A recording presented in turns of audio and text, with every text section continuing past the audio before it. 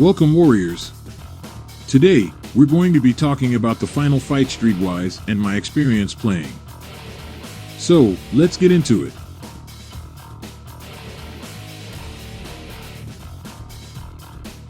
I strolled down memory lane a few months back and decided to play one of my favorite button mashers, Final Fight, on my Super Nintendo. Because I only had one Final Fight game in my collection, the nostalgia pushed me to go out and hunt for others. My forays into second-hand game stores and thrift stores led me to Final Fight, Streetwise, a game I was aware of but had yet to play.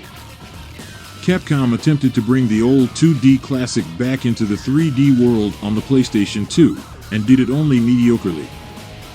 This generation of games, in my opinion, did not age well, especially when hurried or uncared for. It astounds me that Capcom, who produced the Resident Evil remake 4 years before this game, made such a dreadful entry. I realized these were two separate platforms and most likely different creators, but technology improves with time.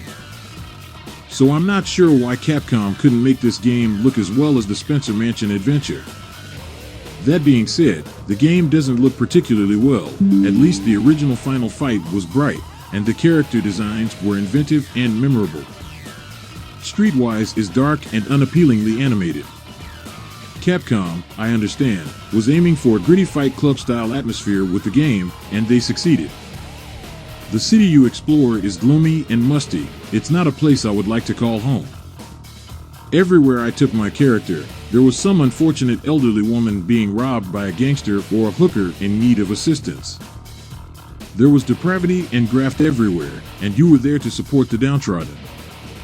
The plot is just as thin as it was in the previous game. You take on the role of Kyle, a street fighter attempting to establish himself, while Cody serves as both your companion and mentor. He also looks a lot like Cody from the early games. You and Cody are seated at a pub after a heated argument when a few mean-looking guys enter and start hunting for Cody. After a lengthy battle, they cheap shot you and make off with Cody. It is up to you to save him. For a 3D brawler, the controls aren't too horrible. They're snappy and don't lag to help you kick people in the butt. If your thumb is quick, you can quickly land a lot of swift punches on adversaries by pressing the X button. Square is a strong blow, while circle is a grasp. The greatest strategy to take out the numerous opponents that are thrown at you is to use combinations between X and square. Block is L1. This button is crucial because, in order to survive, you must block individuals who will attack you with bats and other weapons.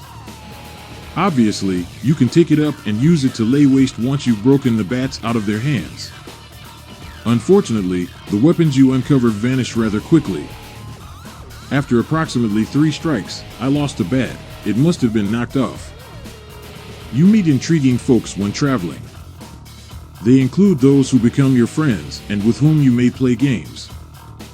I can still recall that because it made me think of Mortal Kombat, where you may test your might by just pressing buttons till you win.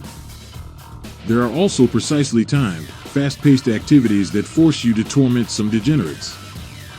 Overall, the control system is rather simple to understand. At best, the voiceovers are absurd. I'm not sure if the performers were trying to be too ridiculous, but if so, they fell short. The days of Jill Sandwich and Masters of Unlocking are long gone, and with them go the anxious, self-doubting days.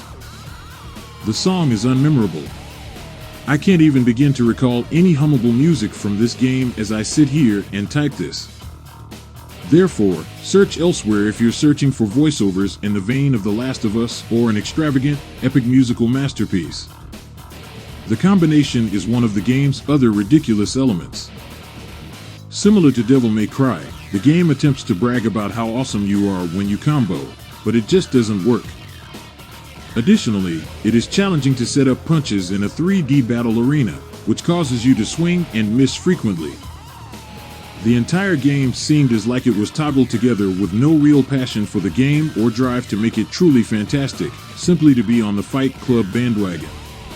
Verdict: the game makes an effort to be enjoyable, offering an expansive environment to explore, enjoyable side missions and tasks, and a Fight Club movie vibe. but it all simply doesn't seem to go together right, and the game itself looks strange in some way. It didn't seem like a victory when I won a fight, and I didn't really give a damn whether I kept Cody alive. I worked out at the gym, knocked up some thieves, arm wrestled some people, and generally just toured the city. Take a look at the Warriors if you're looking for an older open-world beat-em-up. It has the perfect concept. Choose God Hand instead if you're searching for a tough beat-em-up with a greater sense of humor. That game is hilarious, but quite hard. I'm recommending you to pick up the original Final Fight for that nostalgic bliss and avoid this version if you're hoping for the same happy experience as the prior iterations. Trust me, you're welcome. Thanks for watching, and we'll see you in the next played and reviewed video. Until next time, Warriors.